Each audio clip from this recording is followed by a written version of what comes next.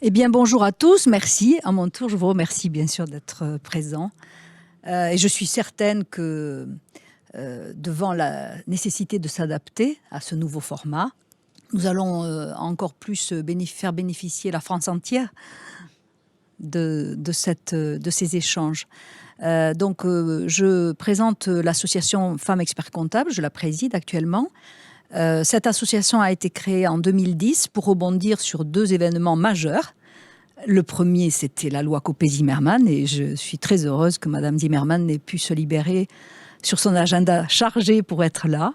Donc nous avons à l'époque le Conseil supérieur de l'ordre, les experts comptables, sous l'impulsion d'Agnès Bricard, a donc créé cette association. Il y avait cette opportunité pour nous, conseil d'entreprise, d'aider, de faire le service après loi.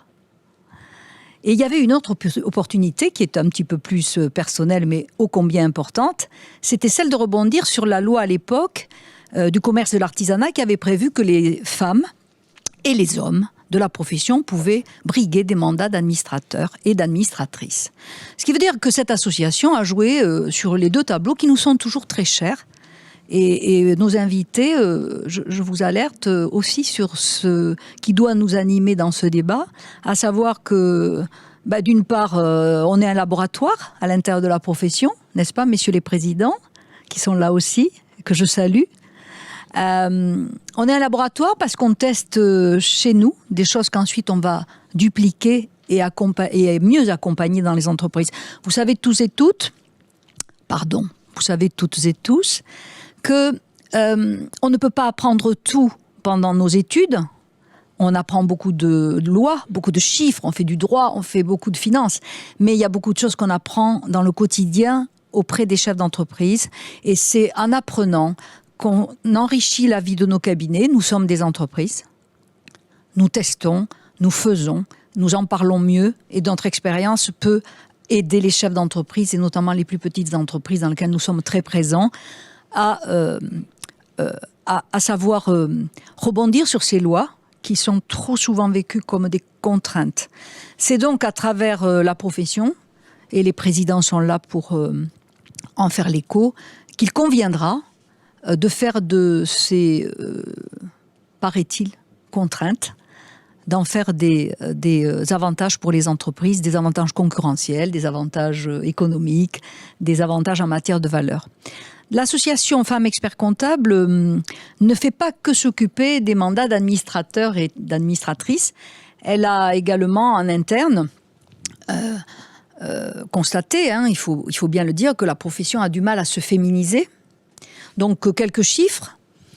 Au niveau des étudiantes, étudiants, nous sommes à peu près à égalité des femmes et des hommes qui veulent faire ce métier d'expert comptable ou de commissaire aux comptes. Nous sommes à peu près à égalité. Juste pour un peu d'humour, au niveau du diplôme, les femmes sont un petit peu meilleures. Mais messieurs, ne soyez pas vexés, c'est parce qu'on travaille un peu plus. Donc, il y a un peu plus de femmes diplômées. Et nous pourrions nous attendre, comme d'autres professions, les avocats, les magistrats, des professions où on a au contraire une très grosse féminisation, eh bien chez nous non. Donc la première des questions qu'il fallait qu'on se pose quand on est présidente de l'association Femmes Experts Comptables, 1500 adhérents quand même à ce jour, répartis sur toute la France évidemment. La première question qu'il fallait se poser, c'est pourquoi ?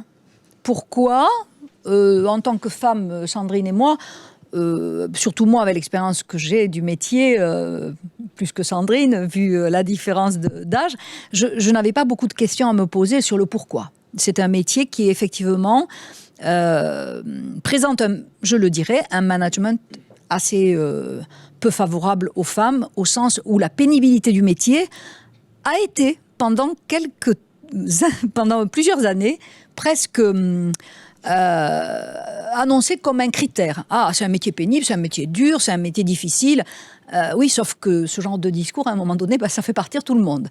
Donc, je tiens beaucoup aussi à dire qu'il y a donc réellement un problème de mettre en avant d'autres valeurs d'autres façons de fonctionner, d'autres méthodes de management.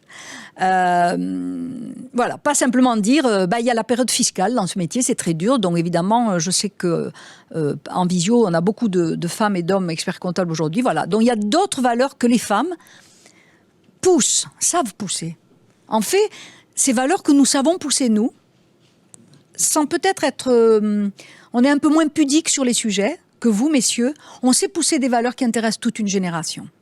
Aujourd'hui, ces valeurs que nous poussons, qui sont des valeurs qui renforcent l'attractivité du métier, sont des valeurs que toute une génération attend.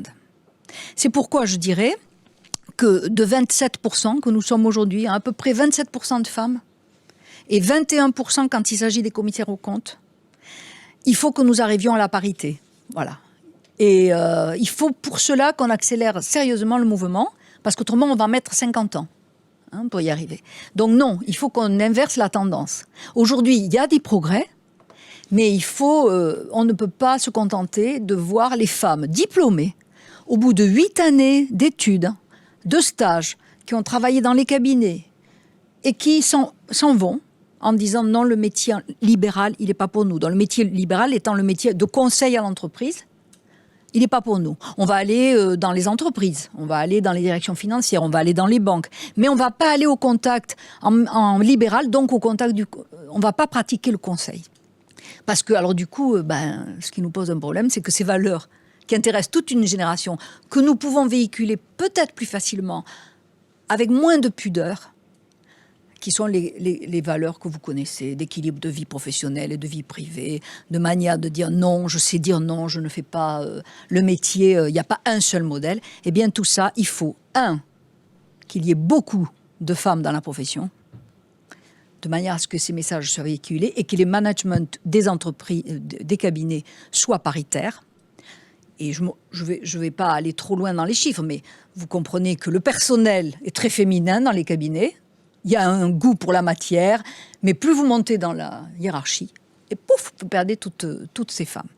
Donc, l'association œuvre pour ça, fait des formations sur le développement personnel, et avec Dominique Druon, qui est présente ici, nous faisons également un parcours de formation pour que les femmes puissent ébriguer des mandats d'administratrices, mais également puissent acquérir des fondamentaux de la gouvernance. Je ne serai pas plus longue parce que je pense qu'à la fin de la matinée, on sera tous convaincus et on aura, grâce à vous, très bien illustré en tout cas nos objectifs.